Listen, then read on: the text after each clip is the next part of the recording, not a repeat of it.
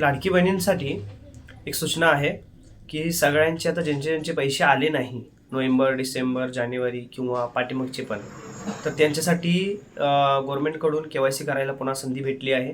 आणि त्यांना अजून पण एकेकांना असं डाऊट आहे, क्युरी आहे की 181 नंबरवर कॉल केला तरी कॉल लागत नाही, बाकीचे जे पण हेल्पलाईन नंबर आहेत त्यावर कॉल लागत नाही.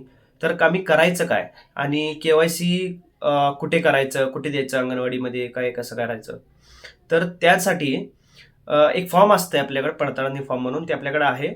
आणि जर तुम्हाला त्यामध्ये काही डाऊट असेल, तुम्हाला पाहिजे असेल फॉर्म, तर तुम्ही कमेंट करून सांगा, मी फॉर्म पण तुम्हाला देतो. आणि आपल्या शॉपमध्ये जरी आला तर तुम्हाला मी फॉर्म पूर्ण फिल करून, फॉर्म भरून तुम्हाला, त्यासाठी तुम्हाला जे लागणारे डॉक्युमेंट आहेत ते Aadhaar card, ration card, bank passbook आणि कोणाचं जे पती असेल त्यांचं पतीचं आधार कार्ड, किंवा कोणाची मृत्यू झाला असेल त्यांचा मृत्यू दाखला, तर हे सगळे लागतात डॉक्युमेंट, आणि रेशन कार्ड पण. तर तुम्ही सगळे घेऊन या, मी तुम्हाला सगळं पूर्ण बंच करून तुम्हाला फॉर्म सगळं हे करून भरून देतो. आणि तुम्ही त्यानंतर ते अंगणवाडी सेविकामध्ये आपल्या जवळपासची जी अंगणवाडी सेविका आहे, आपल्या आधार कार्डवर जे ॲड्रेस असते तिथं जाऊन द्यायचं आहे. तिथं दिल्यानंतर ना तुमचे हे चेकिंग होऊन मग तुमचे पैसे पूर्ण येणार. जे पाठीमागचे जे थांबलेले असेल हप्ते, ते सगळे हप्ते येणार. आणि जर या बाबतीत काय तुम्हाला शंका किंवा तुम्हाला डाऊट, काय क्युरी असेल, तर तुम्ही कमेंट करून विचारा आणि मी तुम्हाला सगळं सांगतो. आणि तुमचं जिल्हा कोणता आहे ते पण तुम्ही मला सांगा.